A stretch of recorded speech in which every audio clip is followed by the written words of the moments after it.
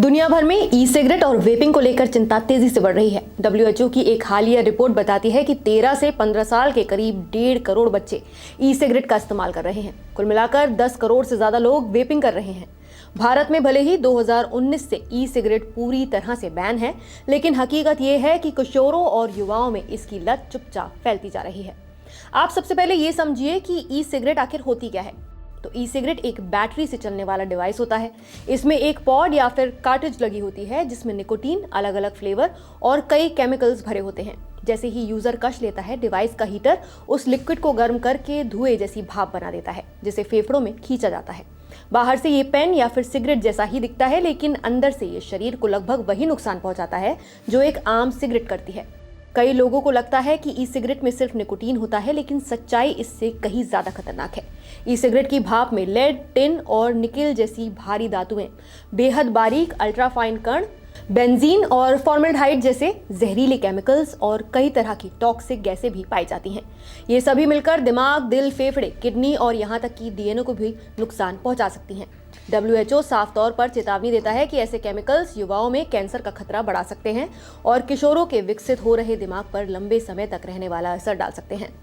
भारत में e cigarette पर 2019 में पूरी तरह बैन लग चुका है। जैसा कि मैंने आपको बताया, कानून के मुताबिक पहली बार पकड़े जाने पर 1 साल की जेल या फिर 1 लाख रुपए तक का जुर्माना, और दोबारा ये अपराध करने पर 3 साल तक की जेल या फिर 5 लाख रुपए तक का जुर्माना हो सकता है।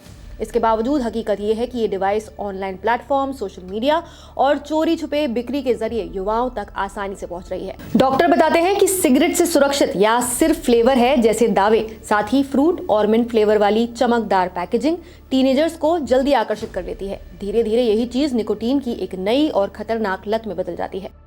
युवाओं में ई सिगरेट के इस्तेमाल की असली तस्वीर और भी डराने वाली है। सरकारी आंकड़े भले ही कम उपयोग दिखाते हों, लेकिन रिसर्च कुछ और ही कहानी बताती है। 2022 में हुए एक अध्ययन में पाया गया कि 18 से 30 साल के करीब 23% युवाओं ने कम से कम एक बार वेपिंग की थी, जबकि लगभग 8% लोग रोजाना वेपिंग कर रहे थे। दिल्ली, मुंबई और कोलकाता जैसे बड़े शहर इसके हॉटस्पॉट बन चुके हैं और सोशल मीडिया के जरिए ये लत अब छोटे शहरों और गांवों तक भी तेजी से फैल रही है। सेहत के लिहाज से ई सिगरेट का असर फेफड़ों से लेकर दिमाग तक दिखाई देता है। इसकी भाप से सांस फूलना, फेफड़ों में सूजन और लंबे समय में क्रॉनिक सांस की बीमारियों का खतरा बढ़ जाता है। इसमें मौजूद निकोटीन और केमिकल्स हाई ब्लड प्रेशर, दिल की बीमारियों, शरीर में ऑक्सीजन की कमी और डीएनए डैमेज का कारण भी बन सकते हैं, जिससे आगे चलकर कैंसर तक का खतरा पैदा हो सकता है। किशोरों के लिए खतरा और भी बड़ा है, क्योंकि इससे याददाश्त कमजोर होती है, ध्यान जल्दी भटकता है और दिमाग का प्राकृतिक विकास प्रभावित हो सकता है। मानसिक सेहत पर भी इसका असर साफ दिखाई देता है। शुरुआत में निकोटीन कुछ समय के लिए अच्छा फील करा सकता है, लेकिन थोड़े ही समय में चिड़चिड़ापन, बेचैनी, नींद की कमी और मूड स्विंग्स बढ़ने लगते हैं। लंबे समय तक वेपिंग करने से इम्यून सिस्टम कमजोर पड़ जाता है, यानी शरीर संक्रमण और बीमारियों की चपेट में जल्दी आने लगता है। डॉक्टरों के मुताबिक यदि कोई किशोर या फिर युवा 1 साल तक रोजाना ई सिगरेट पीता रहे तो इसके गंभीर नतीजे सामने आने लगते हैं। दांत और त्वचा पीली पड़ सकती है, थकान और तनाव बढ़ सकता है, नींद और फोकस खराब हो जाता है, फेफड़ों की क्षमता घटती है और ब्लड प्रेशर के साथ दिल की बीमारी का खतरा भी बढ़ जाता है। यहाँ तक कि कैंसर का रिस्क बढ़ जाता है। और ये सब सिर्फ फ्लेवर वाली ई सिगरेट से भी हो सकता है। कई लोग ये भी मानते हैं कि ई सिगरेट की भाप तो बस पानी की भाप होती है, लेकिन ये एक बड़ा भ्रम है। सेकेंड हैंड वेपिंग भी खतरनाक होती है, क्योंकि उस भाप में भी निकोटीन और जहरीले कण मौजूद रहते हैं। जब कोई व्यक्ति कमरे या फिर पब्लिक प्लेस में वेप करता है तो आसपास खड़े लोग भी उसे सांस के जरिए अंदर लेते हैं, जिससे उनकी सेहत पर भी बुरा प्रभाव पड़ सकता है। इसी वजह से डॉक्टर्स और डब्ल्यूएचओ दोनों साफ कहते हैं कि ई सिगरेट को सिगरेट से सुरक्षित मानना एकदम गलत है। फर्क सिर्फ इतना है कि इसकी पैकेजिंग और ज्यादा आकर्षक होती है और फ्लेवर सिगरेट से थोड़े अच्छे होते हैं, लेकिन इसके अंदर मौजूद जहर लगभग उतना ही खतरनाक है और निकोटीन की लत को और भी गहरा ही करता है। जहां तक लत छोड़ने की बात है तो डॉक्टर्स का कहना है कि ई सिगरेट छोड़ना मुश्किल जरूर है, लेकिन नामुमकिन नहीं है।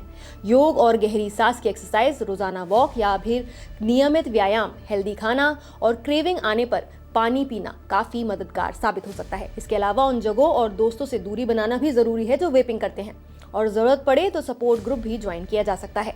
कुछ मामलों में डॉक्टर्स की सलाह है कि निकोटीन पैच या फिर गम का इस्तेमाल किया जा सकता है।